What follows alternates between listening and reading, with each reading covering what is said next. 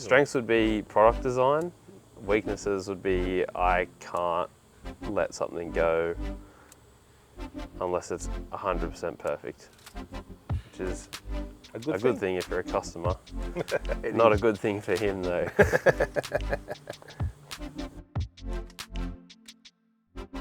My head's always spinning with ideas. Like I take a long time to go to sleep at night because I'm always just thinking about different things and way different mechanisms work. Tried to design a boat one day and got fixated on trying to figure out how to draw boats on CAD, and then I ended up figuring it out. And fast forward a few years, I finished my HSC and I've finished school and started doing a marine mechanic apprenticeship, and then started to do this boat stuff on the side, like designing things, and then we eventually started making them just on the side, and it evolved to what it is today.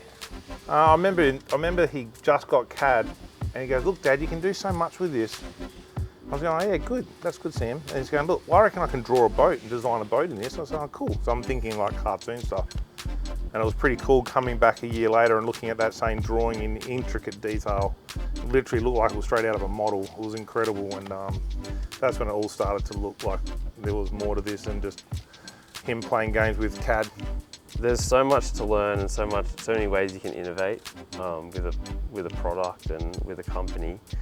And I think that there's a common theme, especially in Australia, of people just building the same boat over and over again. There hasn't been any drive to go, actually, it works. I mean, you can put an engine on it and drive, but how can we make it better, faster, more efficient, smoother riding? That has driven me to be like, well, actually, you can't say that this thing is the be-all, end-all of boats.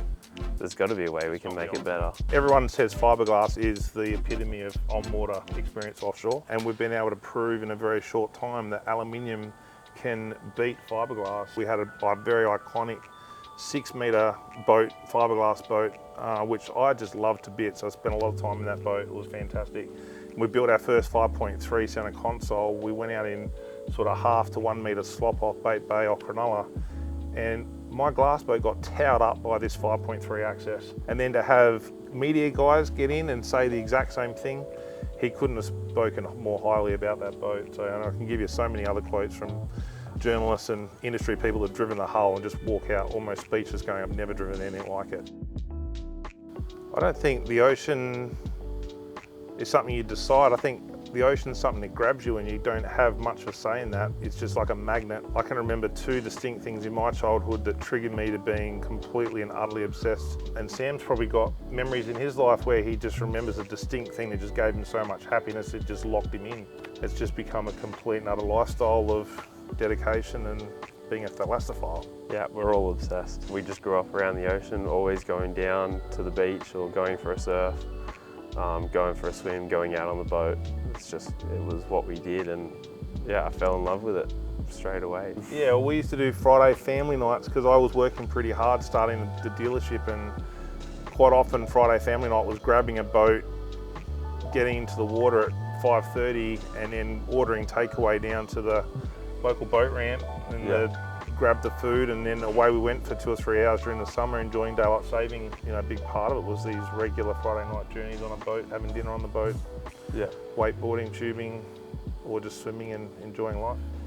I don't think I inspire Sam, really. I think his inspiration is everywhere. I think all I do is take dreams and try and put a commercial reality on it, and anything that's a little bit too far down the track, try and pare that back a little bit. We just want to be that company that we produce a boat that is phenomenal to drive, and people buy the brand because they know they're buying the best. If they see that Oceanworx logo, they know they're getting a ridiculous on-water experience. There's so much to learn, it's never going to stop. I think we're going to stumble on all sorts of stuff that we didn't even realise, on top of the stuff that we already do know.